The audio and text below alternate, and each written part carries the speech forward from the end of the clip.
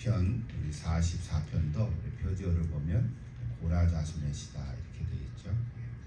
근데 이거는 개인적인 시가 아니라 공동체적인 시죠. 그리고 내용은 좀 탄원이라기보다도 애가의 시라고 볼 수 있습니다. 애가. 우리 또 고난 주간에 어울리는 그런 시가 또 우리가 맞이하게 되는데요. 그 배경에 대해서는 우리가 정확히 알 수는 없습니다. 근데 이제 학자들은 크게 두 가지 견해를 얘기하고 있는데요. 하나는 포로 후기에 쓰여졌다 하고 보는 사람들도 있고요. 또 다른 하나는 포로 이전이다. 포로 이전에는 구체적으로 요시야 왕이 선한 왕이고 개혁을 했잖아요. 종교 개혁을 시도한 왕인데 그 시대. 근데 그 요시야 왕이 일찍 죽었단 말이에요. 그래서 개혁을 완성하지 못했는데 그때가 아닌가 이런 견해도 있고, 또는 히스기야 시대. 히스기야도 선한 왕이었죠. 또 병에 걸렸는데 기도하니까 또 연장했지 않습니까? 그 히스기야 왕 때 산헤립이 이렇게 쳐들어와서 이제 침공을 했던 그 시대로 보기도 합니다. 정확하게 알 수는 없지만, 근데 한 가지 44편에는 이렇게 성전 파괴에 대한 내용이 없는 걸 보면 이제 포로 이전의 요시야의 죽음이나 히스기야 왕 시대의 산헤립의 공격을 받을 그때가 아닐까 하는 추측을 이렇게 하기도 합니다. 어쨌든 그 시대에는 이스라엘 백성들이 그래도 하나님을 잘 예배하던 시대였습니다. 그럼에도 불구하고 하나님 앞에 온전하다고 할 수는 없었던 거죠. 왜냐하면 대부분의 왕들이 하나님을 떠나서 우상을 섬겨왔기 때문에 고라 자손은 좀 힘든 거죠. 우리가 전에 다 얘기했지만 고라 자손은 하나님을 예배하고 찬양을 맡은 사람들이잖아요. 근데 왕들이 하나님을 잘 섬기지 않으니까 이제 제사는 드리는데 찬양도 하는데 이게 힘든 거예요. 그렇지 않겠습니까?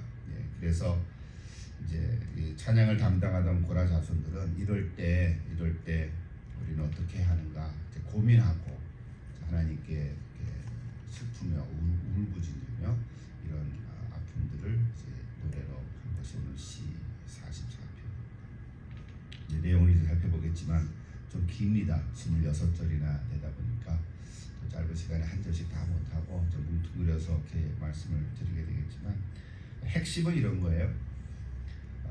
좀 힘들고 어려움을 당하는 상황이라 하더라도 이 모든 일들은 다 하나님의 우리가 다 알지 못하는 어떤 온전한 계획하심과 또 하나님의 신실하심이 있다. 그거죠.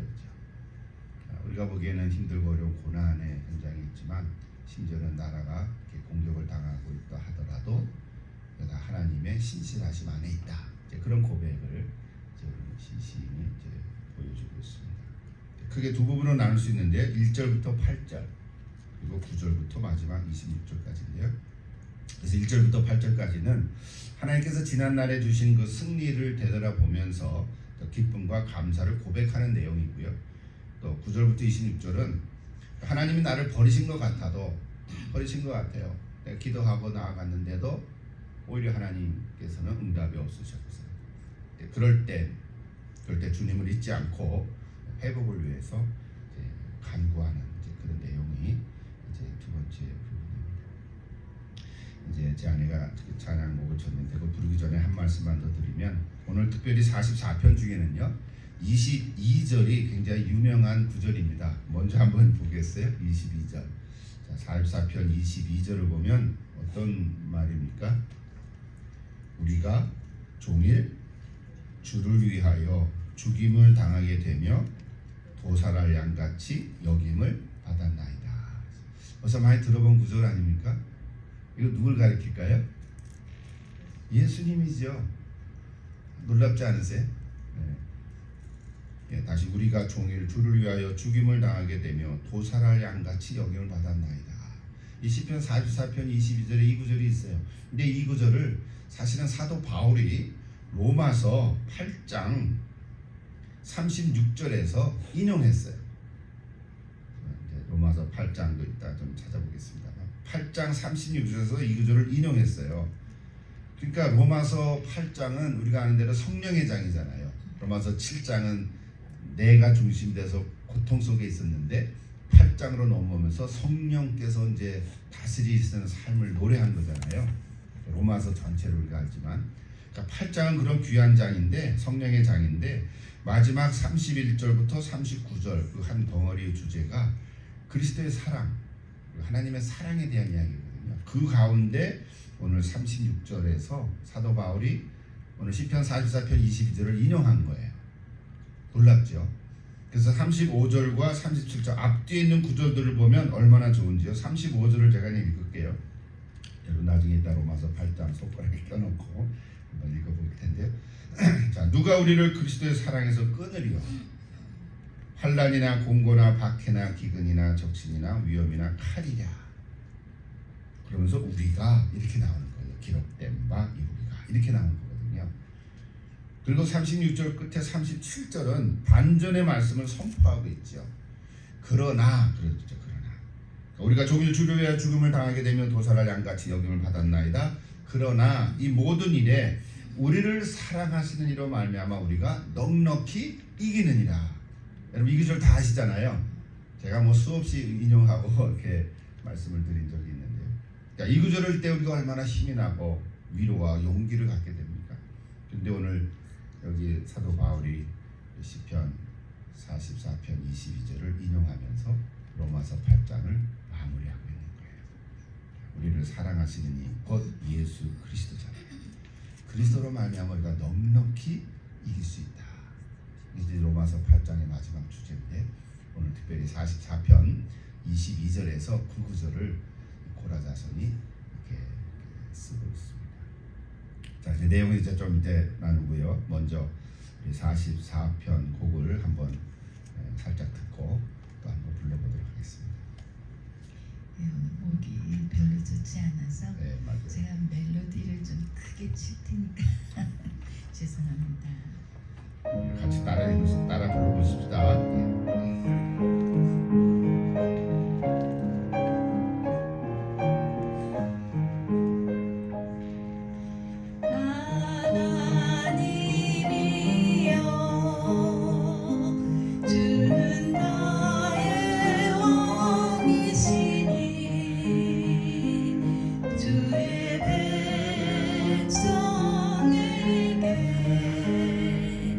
구원을 베푸소서.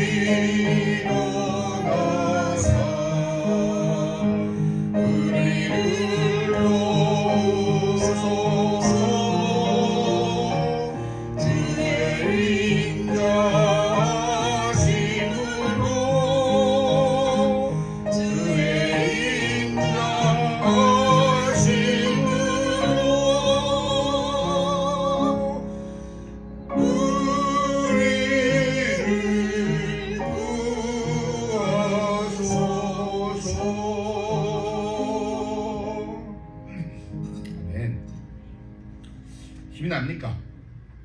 저는 이렇게 후반부 부를 때 좋더라고요. 이따가 또 한번 시간 되면 불러보십시다. 자, 시편 44편은 아까 말씀처럼 크게 두 부분으로 나눈다 그랬는데요. 먼저 1절부터 8절을 같이 한번 쭉 읽어보겠습니다. 1절부터 8절입니다. 44편 1절 8절까지 같이 한 목소리를 읽으십시다. 하나님이여, 주께서 우리 조상들의 날 곧 옛날에 행하신 일을 그들이 우리에게 일러주매 우리가 우리 귀로 들었나이다. 주께서 주의 손으로 뭇 백성을 내쫓으시고 우리 조상들을 이 땅에 뿌리박게 하시며 주께서 다른 민족들은 고달프게 하시고 우리 조상들은 번성하게 하셨나이다. 그들이 자기 칼로 땅을 얻어 차지함이 아니요 그들의 팔이 그들을 구원함도 아니라 오직 주의 오른손과 주의 팔과 주의 얼굴의 빛으로 하셨으니 주께서 그들을 기뻐하신 까닭이니이다. 하나님이여, 주는 나의 왕이시니 야곱에게 구원을 베푸소서. 우리가 주를 의지하여 우리 대적을 누르고 우리를 치러 일어나는 자를 주의 이름으로 밟으리이다. 내가 내 활을 의지하지 아니할 것이라 내 칼이 나를 구원하지 못하리이다. 오직 주께서 우리를 우리 원수들에게서 구원하시고 우리를 미워하는 자로 수치를 당하게 하셨나이다. 우리가 종일 하나님을 자랑하였나이다. 우리는 하나님의 이름에 영원히 감사하리이다. 자, 그 내용을 읽어보면 충분히 이해되죠, 그렇죠? 지나간 과거. 이게 아마 이제 출애굽한 다음에 가나안으로 들어가서 홍해를 건너 가나안 들어간 다음에 가나안 족속들을 이긴 그런 얘기들을 이렇게 쭉 풀어서 얘기하는 것입니다. 조상날 1절에 보면 우리 조상의 날 그랬잖아요. 고라 자손이니까 자기 조상들 이제 언급을 하고 있는 거죠. 고라 자손에 속한 이스라엘 나라에 행하셨던 하나님의 역사, 이걸 뭐 한마디로 다 얘기할 수 있겠지만 그 은혜를 지금 감사하고 기억하는 거죠. 그런데 그 기억이 절망적인 부분도 있었다는 거예요. 그럼에도 불구하고 하나님 우리를 번성케 해주셨다. 근데 그 번성케 해주신 내용이 내가 잘나서가 아니라는 거죠. 이거는 특히 두 번 나오잖아요. 이게 3절에 그 중간에 보면 그죠? 내 칼이 아니요 또 내 팔이 그들을 구원함이 아니다. 그들 자신의 어떤 능력과 힘이 아니라 오직 주의 오른손과 주의 팔과 주의 얼굴의 빛으로 하셨다. 그랬잖아요. 한마디로 얘기하면 뭐예요? 내가 잘나서 이렇게 잘된 게 아니다. 내가 뭐 똑똑하고 계획을 잘해서 이렇게 이루어진 게 아니라 하나님께서 하셨습니다. 그 고백을 하는 거잖아요. 특별히 3절 보면 그냥 주의 오른손과 주의 팔과 주의 얼굴의 빛으로 하셨다. 그럼 우리도 그렇지 않습니까? 우리도 지난 날들을 이렇게 돌이켜보면 저 힘들고 어려울 때도 있었지만 또 이렇게 또 일이 잘 풀릴 때도 있잖아요. 그럼 내가 잘해서 그렇다 하는 생각이 들었을 때 뻑이 들지만 그런 게 아니라는 거죠. 누가 하셨어요? 주님께서 하셨다. 여러분 그 고백 잊지 않으면 좋겠어요, 그죠? 하나님께서 하셨다. 그래서 4절부터 8절까지 보면 그 주어가요, 그들에서부터 우리로 바뀝니다. 그들, 이게 이제 고라 자손의 그 조상들이라고 생각하시죠. 이스라엘 백성들이죠. 그들에서부터 그 다음에 우리 혹은 나로 바뀝니다. 그러니까 나는 고라 자손의 입장에서 보는 거죠. 볼 때 자기 조상들의 하나님만이 아니라 오늘 살아남아서 이렇게 은혜를 주신 우리, 즉 나의 하나님도 되신다. 그렇게 고백하는 거예요. 4절에 보면 주는 나의 왕 이렇게 됐잖아요. 그러니까 우리의 왕이지만 나의 왕이 돼야 돼요. 오늘 저와 여러분도 예수님이 다 우리의 구원자시지만 나의 구원자가 돼야 되잖아요. 내가 체험하고 내가 고백해야 돼요. 나의 왕. 또 5절에서는 우리라는 단어가 3번이나 반복돼 나오죠. 우리가 주를 의지하며 우리 대적을 누리고 우리를 치려 일어나는 자를 주의 이름으로 밟으리이다. 7절에도 똑같이 3번이나 반복돼요. 오직 주께서 우리를 우리 원수들에게서 구원하시고 우리를 미워하는 자로 수치를 당하게 하신다. 이제 우리로 주어가 바뀌었어요. 그들이 아니에요. 나의 고백이 되는 거죠. 주님께서 하셨다라는 것이 이제 나의 노래. 내 활이나 칼 때문이 아니다. 여러분들 이렇게 다 고백하시는 줄로 믿는데, 그래서 마지막 8절을 보십시오. 함께 읽겠습니다. 8절 다시 한번 읽겠습니다. 우리가 종일 하나님을 자랑하였나이다. 우리는 하나님의 이름에 영원히 감사하리라. 우리도 그렇죠. 하나님의 감사. 참. 여러분도 하나님의 이름에 감사하는 자들이 되기를 축복합니다. 자, 그때 이제 두 번째 부분 좀 보십시다. 좀 긴데요. 이것도 다 함께 읽기는 좀 그렇고 조금씩 나눠서 볼게요. 자, 9절의 첫 마디가 뭡니까? 9절. 예, 그러나 이제는 반전이잖아요. 그러나 이제는. 자, 앞에 1절부터 8절에서는 하나님이 하셨습니다. 주님께서 하셨습니다. 감사합니다. 은혜를 찬양합니다. 그래놓고 근데 그러나 이제는 그랬어요. 그러니까 무슨 얘기가 나올 것 같아요? 지금은 이게 너무 힘들고 어려워요. 이런 얘기 아니겠어요? 다시 말하면 분위기가 달라지는 거예요. 자, 이제 16절까지만 먼저 한번 같이 봅시다. 이 9절부터 16절까지 같이 또 보십시다. 그러나 이제는 주께서 우리를 버렸어요. 버려 욕을 당하게 하시고 우리 군대와 함께 나아가지 아니하시나이다. 전쟁에서 졌다는 거죠. 주께서 우리를 대적들에게서 돌아서게 하시니 우리를 미워하는 자가 자기를 위하여 탈취하였나이다. 주께서 우리를 잡아 먹힐 양처럼 그들에게 넘겨주시고 여러 민족 중에 우리를 흩으셨나이다. 주께서 주의 백성을 헐값으로 파시며 그들을 판값으로 이끌어지 못하셨나이다. 주께서 우리로 하여금 이웃에게 욕을 당하게 하시니 그들이 우리를 둘러싸고 조소하고 조롱하나이다. 주께서 우리를 무 백성 중에 이야기거리가 되게 하시며 민족 중에서 머리 흔들림을 당하게 하셨나이다. 나의 능력이 종일 내 앞에 있으며 수치가 내 얼굴을 덮었으니 나를 비방하고 욕하는 소리 때문이요 나의 원수와 나의 복수자 때문이다. 16절까지만 읽었는데 여러분 그 분위기를 이해할 수 있습니까? 하나님이 다 나를 버리시니까 나와 함께하지 않으니까 내가 전쟁해도 이길 수 없고 다 또 탈취물을 다 뺏기고 미워하는 자가 우리를 탈취하고 어린 양처럼 넘겨주고 사방을 흩으시고 헐값으로 파시고 이것도 전체 표현이 시적인 표현이지만 헐값으로 파시고 이익을 얻지 못하게 하시고 욕을 당하게 하시고 조수하고 조롱하게 하시고 뭐 이런 거 하나 수가 없는 거예요. 하나님 왜 이렇게 하셨을까?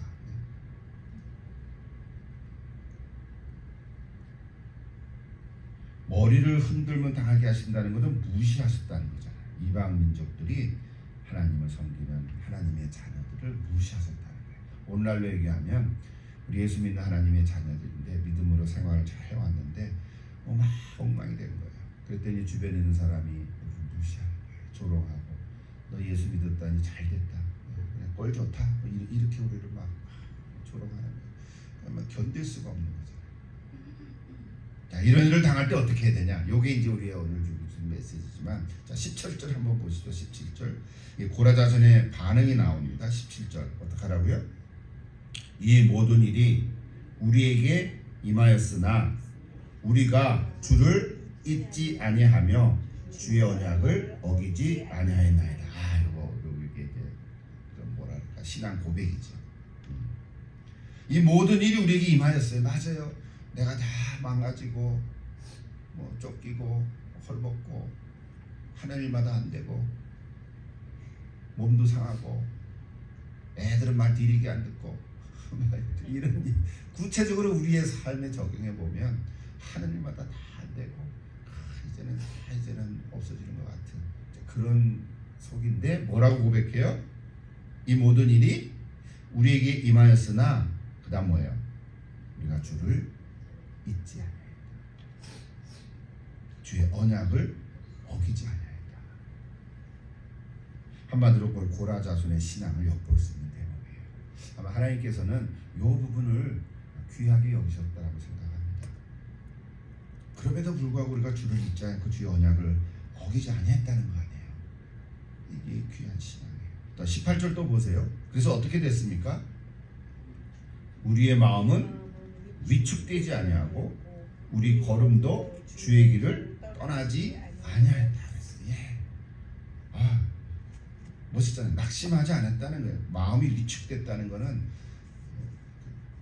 마음이 녹아지지 않았다는 거예요. 낙심하지 않았다는 거잖아요. 낙심하지 않았다. 그리고 주의 길을 떠나지 않았다. 지난 우리 2월 3월 사순절 기간 동안 마가복음을 통한 제자의 어떤 제자도 말씀을 쭉 해왔잖아요. 오늘 저와 여러분이 다 예수님 따라가는 제자의 길을 가고 있는데 그걸로 좀 이렇게 적용해보면 뭡니까? 우리가 예수를 따르는 길을 포기하지 않았다는 거죠.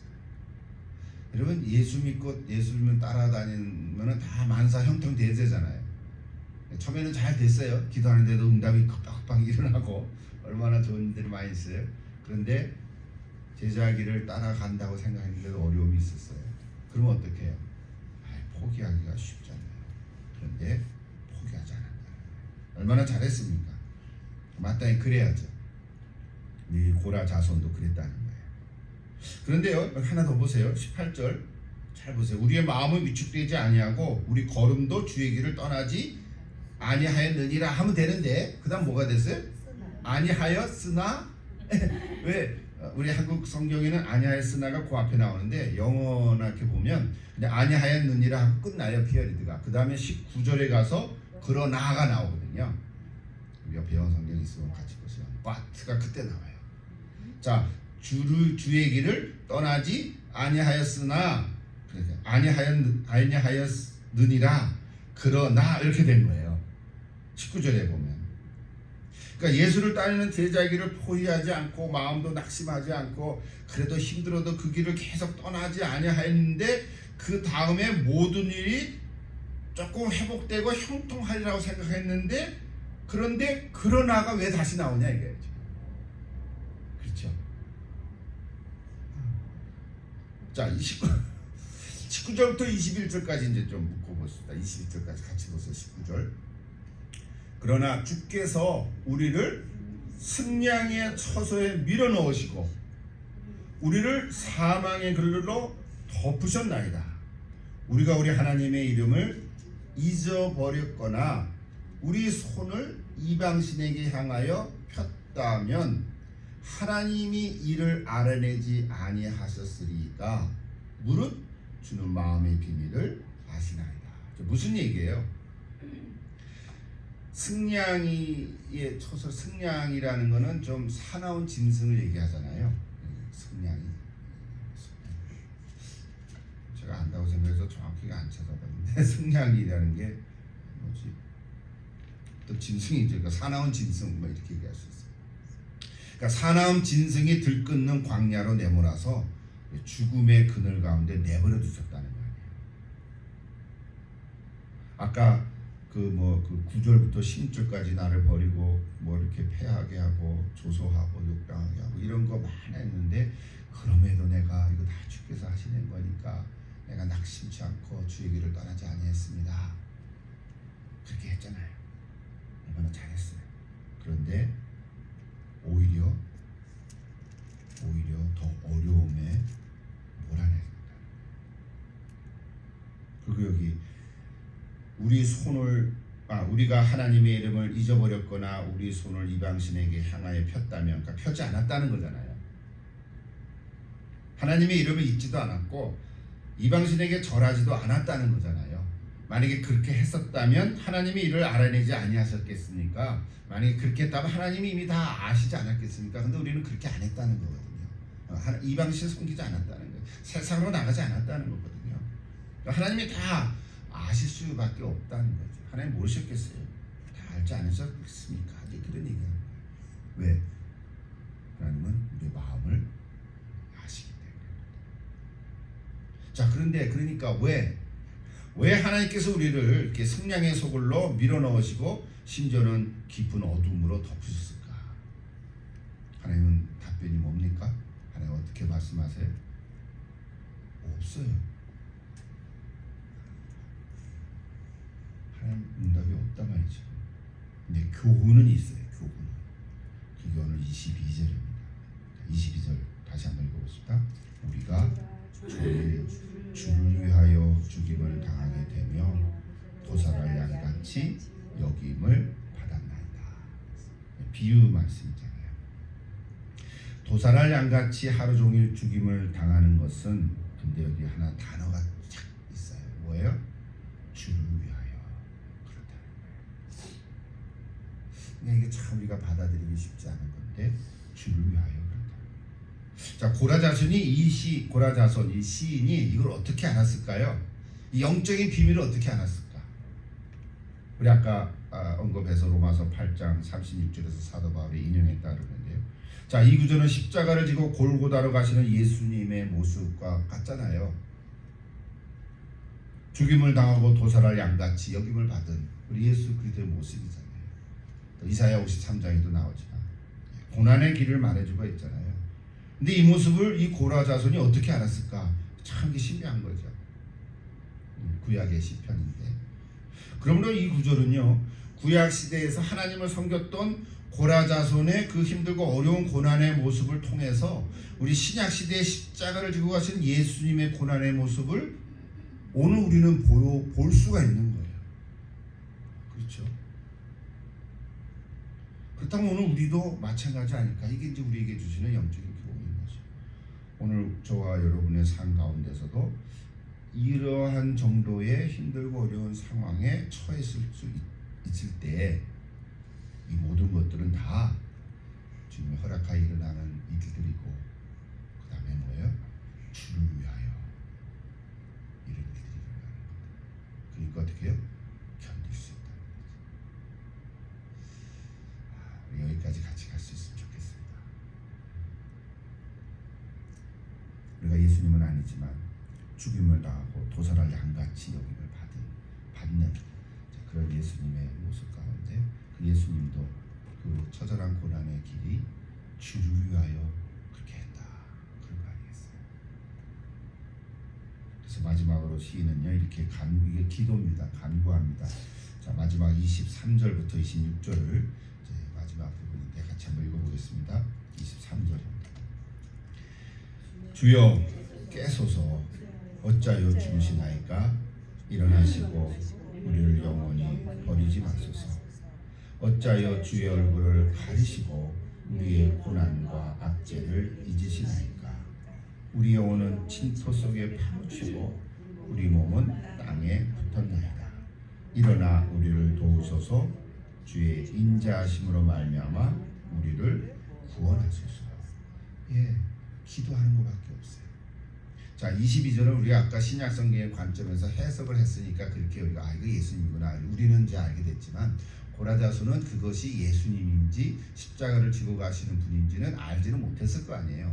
그러나 그 정말 어떤 영적으로 하나님이 주시는 그 어떤 영적 비밀을 이렇게 글로 시로 표현한 거잖아요. 오늘 우리가 그 시를 읽을 때 이걸 참 놀랍다 이렇게 발견을 하는 건데, 고라자손 자신은 그것이 예수님의 죽음으로 구원을 얻는 그 길이다 하는 것을 몰랐을 거 아니에요. 사실은 우리는 알고 있죠. 그래서 이 고라자손은 어떻게 해요? 마지막에 기도하는 것밖에 없었어요. 예, 우리를 회복하소서, 우리를 구하소서, 우리를 구하소서. 그래서 20절까지 쭉 기도하는 거예요. 여기 하나님의 응답이 마지막 한두 절 있었으면 참 좋았을 텐데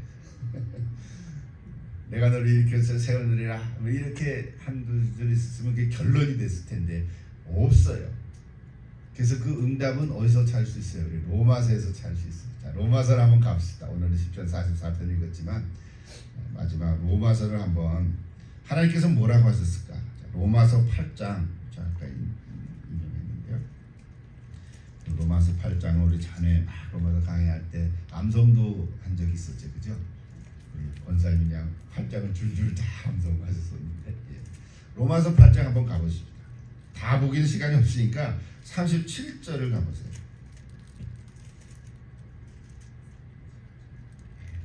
자, 35절 아까 읽었잖아요. 누가 우리를 그리스도 사랑에서 끊으려 환난이나 공고나 박해나 기근이나 적시나 위험이나 칼이나 기록된 바. 36절입니다. 우리가 종일 주를 위하여 죽음을 당하게 되며 도살을 양같이 여김을 받았나이다. 한과 같으니라. 네, 사도 바울이 오늘 이 기절을 인용하면서 37절 같이 읽으십시다. 그러나 이 모든 일에 우리를 사랑하시는 이로 말미암아 우리가 넉넉히 이기느니라. 내가 확신하노니 사망이나 생명이나 천사들이나 권세자들이나 현재일이나 장래일이나 능력이나 높음이나 깊음이나 다른 어떤 피조물이라도 우리를 우리 주 그리스도 예수 안에 있는 하나님의 사랑에서 끊을 수 없으리라. 아멘. 빡빡빡. 만약에 이 로마서 8장이 없었더라면 시편 44편만 읽으면 기도한 걸로 끝나잖아요. 하나님 어떻게 응답하셨을까? 하나님 응답하셨겠죠. 근데 시인은 없잖아요. 시인.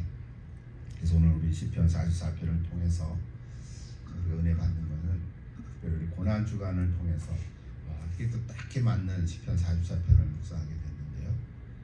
그래서 오늘 저와 여러분이 십자가를 지고 가신 예수님, 사실 금요일에 오전 9시부터 십자가 달려서 3시에 돌아가시고, 그게 그날 안식이니까 금요일 후에, 원래 이런 다르지만 유대인의 안식일은 금요일 해질 때부터 안식이 시작이 돼서 토요일 해질 때까지가 안식이잖아요.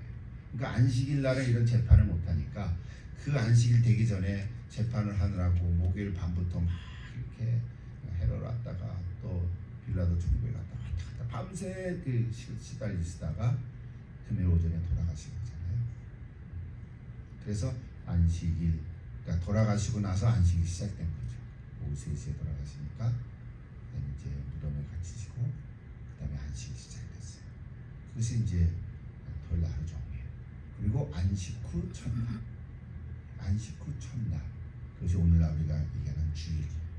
주일이 주님의 날. 그래서 부활주일이 안식 후 첫날 부활하신 거예요.